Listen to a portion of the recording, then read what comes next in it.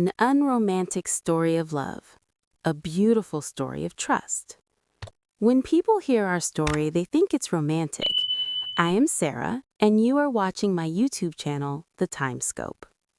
Alex quit his job, sold his stuff, pulled out of his dream restaurant in Germany, and the next day booked a flight to Mexico to convince me that we were right for each other.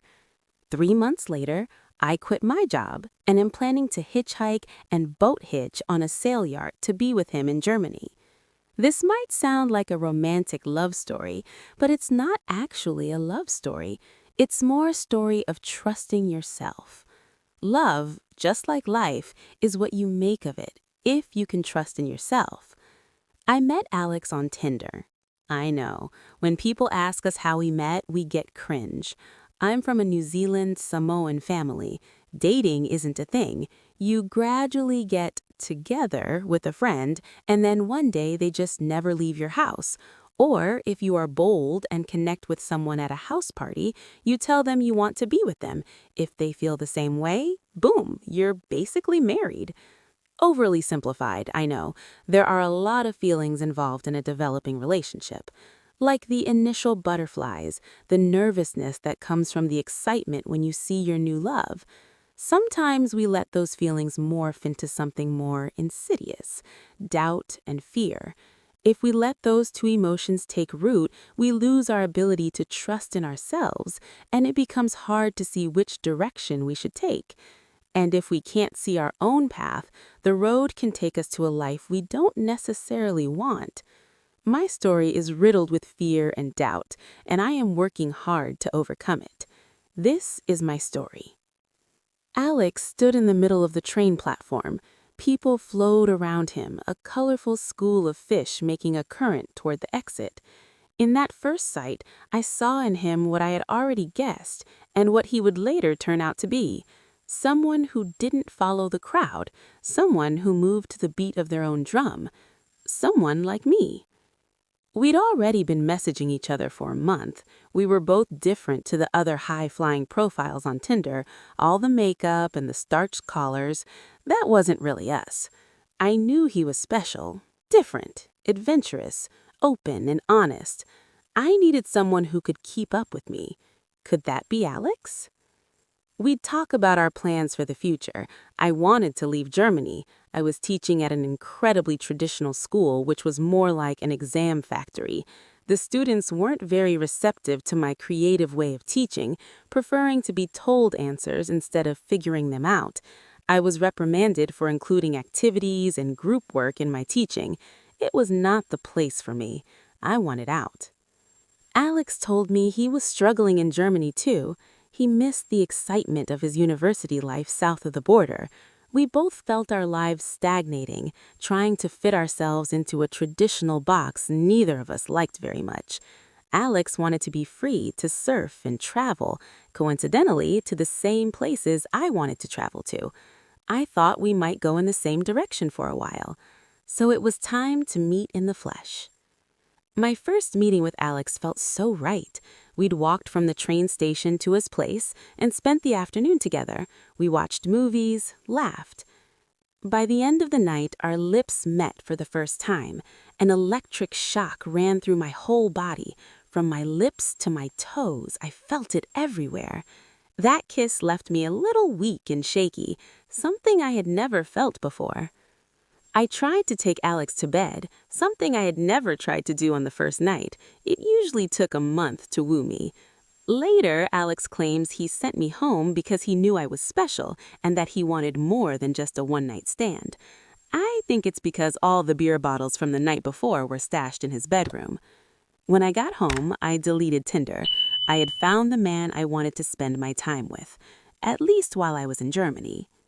We'd been seeing each other for about a month when Alex shared some news. His face was perfectly blank. He couldn't look me in the eye, but he said, "Jessica, I'm thinking about staying in Germany and opening a restaurant in Frankfurt. It's been a dream of mine, and I think I want to do it." I suppose he might have thought I would talk him out of it. He had talked about traveling and opening a restaurant as his passion, but this venture was going to take him away from traveling for a very long time. Naturally, I froze. I felt disappointed that we were probably not going to be part of each other's worlds, but it was his dream, and a dream is a dream. You have to pursue your dreams, and this was an opportunity of a lifetime.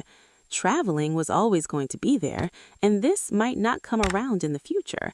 So I shifted my thinking, said exactly that to him, and started to help him prepare to achieve his goal, regardless of what that meant for us. The only thing is, I soon realized being with a guy where there was no long-term future seemed like more stagnation in my life. I started applying for jobs in other countries. I'd always wanted to go to Mexico, so I applied for a teaching job there. In the meantime, silly me, we kept seeing each other. Alex and I were getting on so well. He was adventurous, positive, determined, intelligent, and supportive. We were such good friends. Alex called me his homie, his buddy. We were able to laugh and joke together while being supportive and understanding of each other. But I still wasn't sure if a romantic, long-term, committed love could eventuate.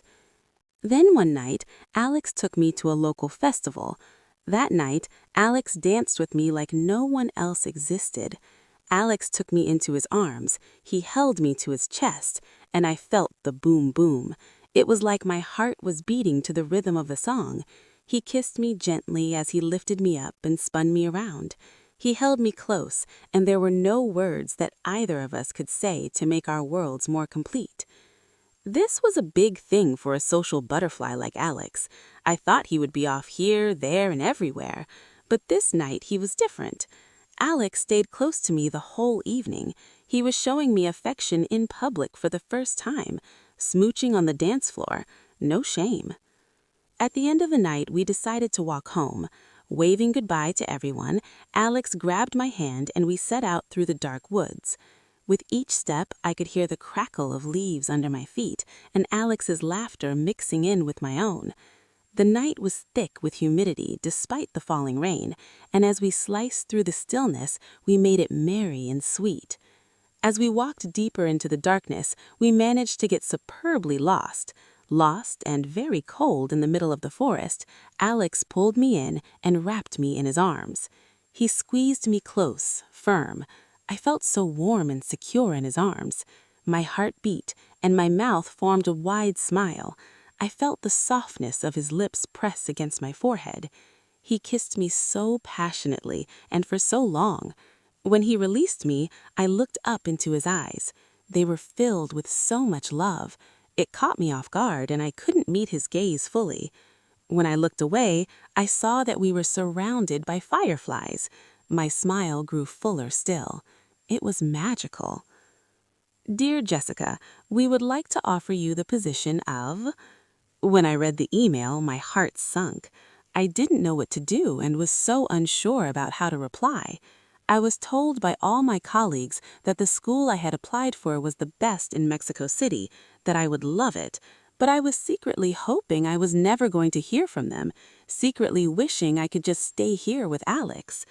I had wanted to live in Mexico for so long, but I didn't want to leave Alex and go to Mexico. I was falling in love.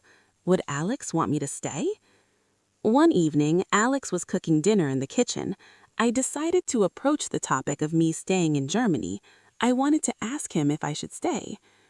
Alex, I'm thinking of staying. I've just been moving around for the last few years and it's getting tiring. I have a good group of friends here now, and the thought of packing up and building another life again has lost its appeal. Making friends with deep connections and then losing contact with them, I don't want to do that again. This will be the 6th country I've moved to, set up, and started afresh. I'm pretty exhausted by it. I kind of don't want to move again. But you've wanted to go to Mexico for so long. You should go, Emmy. It's your dream, Alex said. Yeah, I know, but I could always go in another year. That way I can save more money. I'm not going to be earning much in Mexico, and I really need the money. Alex's answer was the same. No, you don't like it here, and I don't want you to be trapped by me. Was I hurt by his response? A little, but I could see what he was saying. I rationalized the ideas of why I would stay, putting forward very logical reasons. None of them included him. I hadn't told him how I felt about him, and he didn't know how he felt about me, or if he did, he didn't really know how to handle those feelings. Looking back, Alex says he was unsure of us. He had doubts. Dear, I happily accept and look forward to working with you. I signed the teaching contract and I reconciled myself to the idea of leaving for Mexico. After I signed and sent the contract back, I had a dream that the school in Mexico called me. Hello, is this Jessica? I'm so sorry for the inconvenience, but we've made a logistical error by advertising your position. There is actually a surplus of teachers, and so your services are no longer required. There was a feeling of shock at first, then a sensational feeling of being totally relieved. Okay, thanks for letting me know before I came over. I hung up my phone and couldn't wait to tell Alex. As I stood up, I awoke. Once awake, I realized just how much Alex meant to me. 2 months later, I'm standing at the airport with my passport in hand. We stood there at the security gates for about half an hour, me crying and him hugging me. I jokingly threw my passport on the ground a few times. Take it, lock it away, I said to Alex, but through the tears, I would pick it up and sigh each time. Alex looked so sad and quiet, but determined. I went to walk through the gates and he grabbed my arm and held me close. I had signed a contract. I was going to Mexico. With tears in my eyes, I said, "You know I love you, right? You know that, don't you?" Alex stared at me. He rolled his eyes and looked as though he was going to say something, but then pulled me into a long kiss. When it had ended, I turned around and walked through the gates. I cried all the way to Mexico. Alex hadn't said, "I love you," but I knew in my bones that he loved me. He was just too afraid to say it. In any case, I loved him enough for the both of us. We stayed in touch. He missed me and I missed him. Let's not sex other people, I suggested. He laughed and agreed, and that was the beginning of our long-distance relationship. All was going well with us until the earthquake struck Mexico. The earthquake made a greater impact on our relationship than I ever could have imagined. I was teaching in class when it happened. I didn't even know what was happening until all my students started running out the door. Whoa, class is far from over. I was stopping them from running out. Miss, it's an earthquake.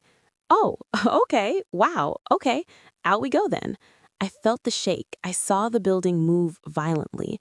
Hundreds of students raced down the stairs like a swarm of locusts running from burning fields. They were crying and shaking, and some screaming for siblings. One student was shaking so violently that I thought he might have a fit, like with epilepsy. The whole school, primary, middle, and secondary students and their teachers were all squeezed onto a small basketball court in the hot sun. There was so much chaos, and the leadership team weren't taking responsibility, so it was up to the teachers to come up with solutions. One by one, I went around to the students who were suffering the most. I held their shoulders, looked them in the eye, and said, "Take deep breaths. Plant your feet into the ground, nice and strong now. Do you feel that? Do you feel it?" I would ask them to concentrate on the soles of their feet, and I would say, "The ground has stopped shaking. It's strong. It is safe. You are safe now." One by one, each child would stop shaking, but their cries continued for a long time after. After several hours, parents were trickling in to collect their children. The worst was over and teachers were released. It was time to go home to La Condesa, an area of the city everyone was calling a hard-hit zone. I slipped off my heels and walked most of the 3-hour journey in my bare feet. Getting home to my 10th floor modern apartment, everything seemed fine. We had no electricity or water, but we were all okay. My friends and I camped out in my living room drinking red wine and playing trivia games. It all just felt like another exciting day at the office. We thought the earthquake mustn't have been that bad, that it must have been a few buildings somewhere far off. We were totally unaware of the chaos that was going on just down the road from us, or the people trapped all around us. I woke up the next day feeling like any other day, but it really wasn't. It was surreal. Everything from the day before came back to me in a swift second. I started shaking with adrenaline. I had to do something to help. Stepping out onto the streets, I could see the destruction around my home and hear the worry in people's voices. There was so much commotion, people everywhere. I found a center that needed help. Me and the other volunteers busily sorted and stacked donated items. For hours, donations poured into our little marquee. There was clothing, all manner of bathroom toiletries, unknown medication, wholesale packs of food, millions of batteries, loads of torches, too many hard hats, and the odd support beam. It reminded me of being back in the Maori villages of my childhood, helping the rest of our group prepare meals for hundreds. But this was amplified.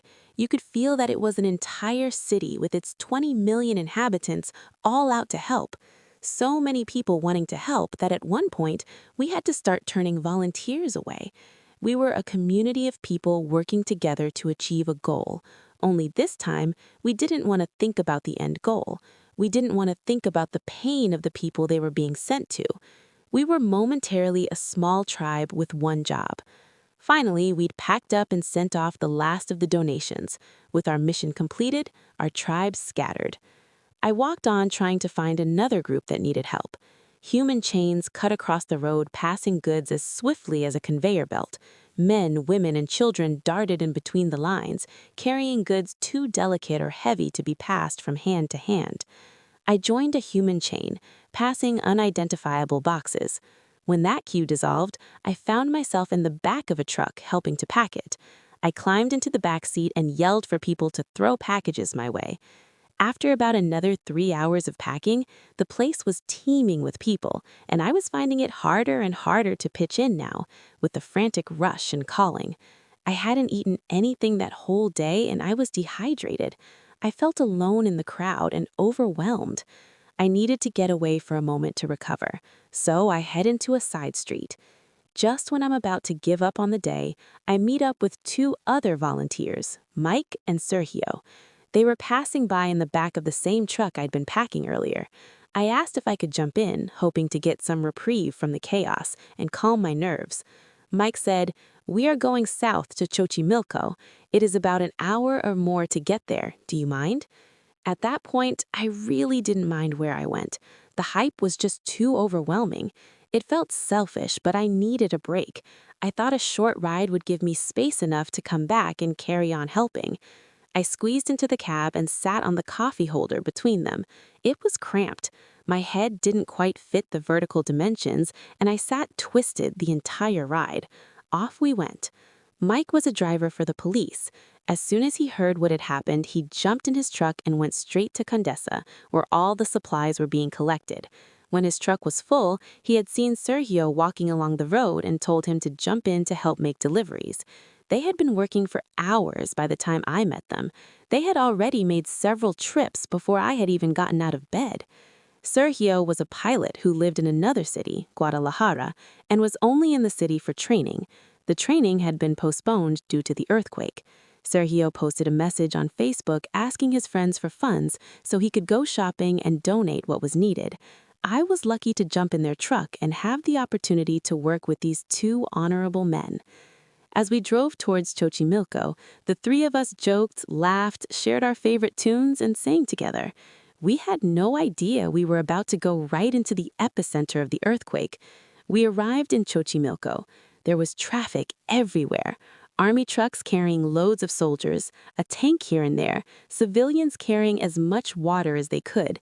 It felt like the whole of Mexico was there to pitch in, but it did make it difficult to maneuver our huge load of supplies anywhere. As the sun was setting, we passed through the town gates and into Jojutla, Morelos. Our jovial merrymaking was quickly replaced by tense, on-edge silence. At first, we didn't see too much damage. There were some buildings with cracks as we drove down the main street, but nothing of the crumbled rubble we had worked and driven around in Mexico City. As we got to the end of the main street, the Red Cross was organizing their van. We stopped and asked for information. They told us the center was in a bad way. Don't be shocked when you get there. Mike headed toward the center. A tank was blocking the road. Standing in front of the tanker was a woman, about 24 years old. She wore a fluorescent vest and waved us forward to stop.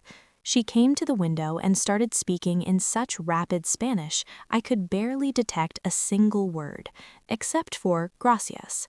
Her eyes wide and full of thanks, she repeated the word over and over again. Gracias, gracias, gracias. As the woman walked away to give the tank clearance to let us in, our eyes were full of tears. In our headlights, you could see that the girl was several months pregnant. Her desperation and alertness made us realize the gravity of the situation. She had probably been in that state of hyper-alertness and hopefulness since the earthquake struck. Here we had been mucking around, laughing and singing as we drove. I had slept the whole night before. My friends had drunk wine in my fancy apartment that overlooked the city. The whole scene and gravity of the situation was having a massive impact on me and my outlook on life. As the tank pulled aside to let us through, we saw a pile of rubble that once were houses. Instead of a building standing here and there like we'd seen earlier, every single building here had been destroyed. Inside the truck, we were wide-eyed and open-mouthed. Everywhere, there were shapes that no longer could be called a building, a car, a hand, a leg. These horrifying images were hints of what might lie beneath. I felt like we were driving through a sea of sleeping dead. We found out we had been the first people, other than the Army and Red Cross, who had arrived to help. After a couple of hours, other vans were arriving with relief packages. Mike had sent out a relief call to anyone and everyone asking for help. He sent it to his workmates and put it on Facebook. It was his friends who had responded. What I experienced after the earthquake was mild compared to some. One of my friends had a gruesome time removing bodies from the rubble. It wasn't just the physical work, it was the emotional trauma. My friend had been assigned to pull people from the rubble. Maybe it was the red jacket that he was wearing. People must have thought he was a topo, a highly trained rescue worker. My friend stayed in the rescue tunnel all through the night. It could have collapsed at any moment. The fear was terrifying. People were being pulled from the rubble, and most of the time he didn't know if they were alive or dead. His job was to pull them out, bodies limp and covered in white dust, their eyes closed with smudges of blood everywhere. Horrifying. These images stay with me. It took me a while to deal with the shock and trauma of what I saw in the days after the earthquake. When you're surrounded by so much destruction and you're surrounded by death, it's easy to start reevaluating your life. I saw how important it was to have people who support me in my life. I saw how important family was. I saw how unstable life could be, how everything can be lost in a moment. Instead of wondering how to make the most of my life, I began to crave stability. From that point, everything I did was aimed at achieving stability and security in my life. Every decision, every thought. That meant staying in a job that I didn't like so I would have an income and wouldn't have to move. I wanted to settle down and have children as soon as possible, and I needed a stable and supportive father for my children. I thought about everything I'd been through after the earthquake. Where had Alex been during it all? What was the point of being with a person who can't say, "I love you," who doesn't support you during the difficult times? How can I have children with this man? I nitpicked my way through each of Alex's characteristics. Systematically, I turned each strength into a personality flaw. I made the decision to end my relationship with Alex. Alex, I'm not sure about us anymore. I want to have kids. I know you're not ready for them and won't be for a long time. You're too irresponsible and you're not committed. You're a socialite. You love to party. I'm over that phase in my life now. I know if I stay with you and have kids, then I would end up alone with the kids while you went out with your friends. You have no idea what it takes to raise kids. I'm the oldest girl in a very large family. There are 5 of us, and I have about 17 younger cousins. I've been around kids my whole life. You just think kids are about playing, but I know what bedtimes and mornings are like. Alex jumps in to defend himself. Jessica, I don't really party anymore, just occasionally. But it's true, I'm never going to be a stay-at-home, boring person. I'm never going to be a chess-playing kind of a husband. I will make our life fun and full of people. But you're too shallow for me, Alex. I can talk smack, joke around, and chit-chat, but I also like to have deep philosophical discussions about life and the universe, about humankind, about the purpose of life. No matter how much you try, no matter how much energy you have, you fall asleep after 20 minutes of conversation. I can go at it for hours.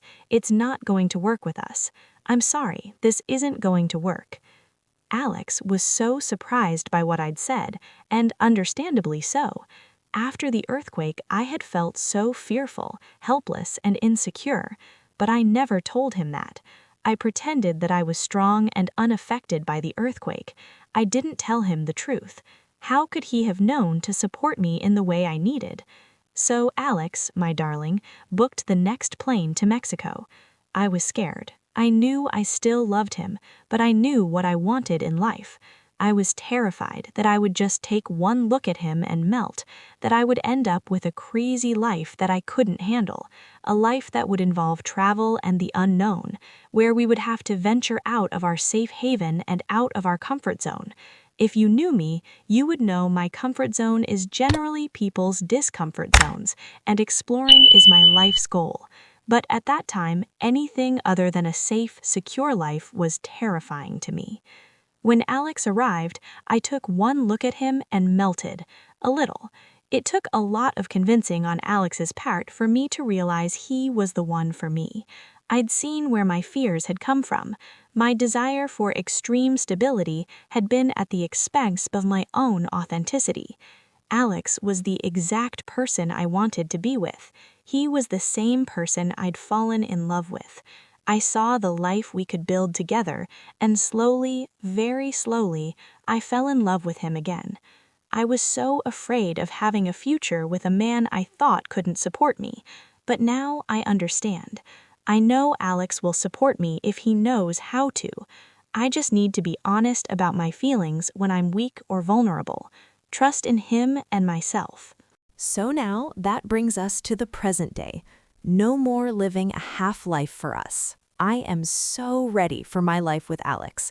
I still get scared, but I also know that honest trust and communication is the key to our future.